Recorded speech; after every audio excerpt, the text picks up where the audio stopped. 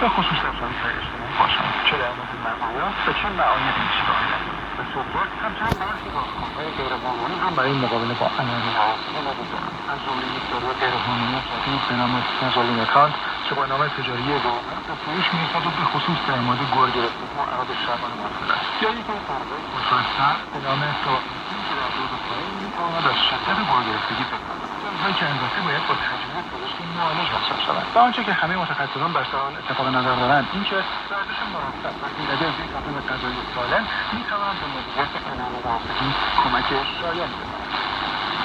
خدایش کاملی کراماتی رو میشنیدید.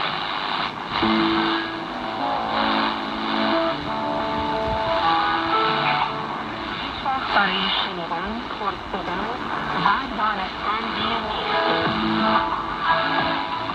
امروز، هر روز، رادیو فردا.